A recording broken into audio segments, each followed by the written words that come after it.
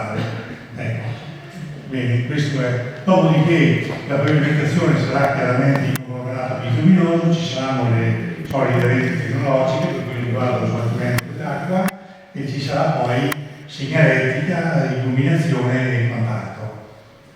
Andiamo avanti e siamo arrivati finalmente a Villa Travaini. A Villa Travaini abbiamo questa situazione che è quella appunto rilevabile un anno e mezzo fa, all'incirca, dopo che è stata ripulita praticamente tutta l'area antistante dalla presenza di alberi. Qui siamo ancora, se vediamo con la parte della copertura ancora in parte crollata, quindi poi abbiamo proseguito sistemandola, mettendola quantomeno in sicurezza in una situazione sicuramente migliore di quella che era antecedente. E qui troviamo, tornando indietro un attimo però, qui abbiamo una pischieretta un po' più piccolina, no?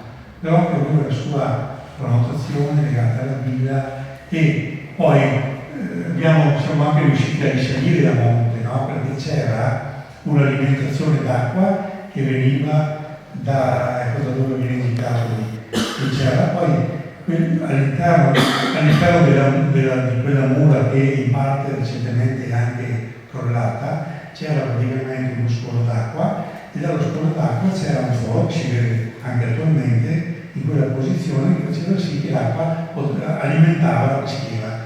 Ecco, da dove c'è adesso la luce praticamente c'è un foro che trasversalmente attraversa, siamo riusciti entrando con la telecamera a ripulirlo, non era ostruito, c'era solo la parte terminale che praticamente l'aveva coperto e uno se guardava non lo vedeva.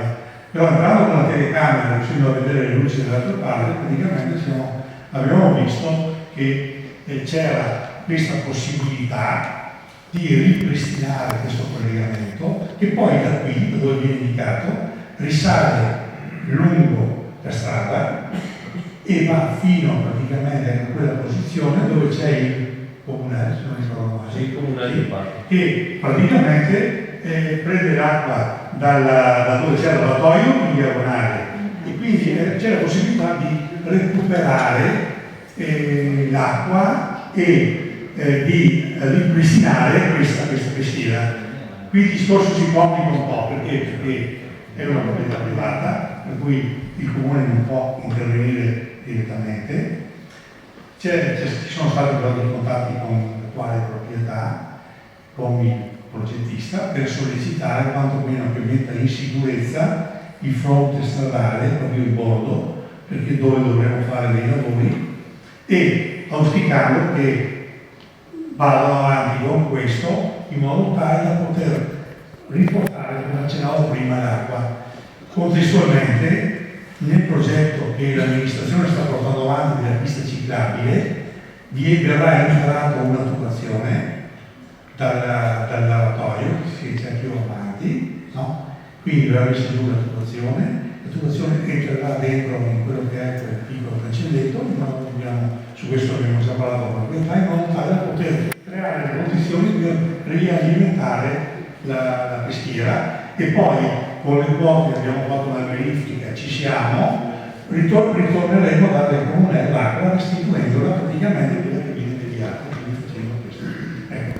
Questo sarebbe lì un obiettivo, un sogno magari anche da cercarsi, no? Perché vuol dire che devono riverificarsi in determinate condizioni, però è chiaro che bisogna qualche volta anche buttare il cuore oltre l'ostacolo, nel senso che se si ha un'idea di arrivare da qualche parte, prima o dopo ci si arriva, no? E altrimenti rimane la situazione com'è.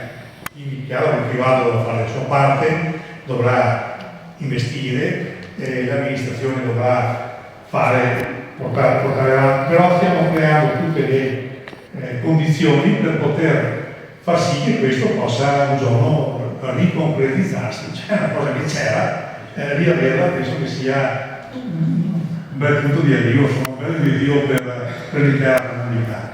Ecco, anche qui c'è quella sistemazione di tutto il fronte.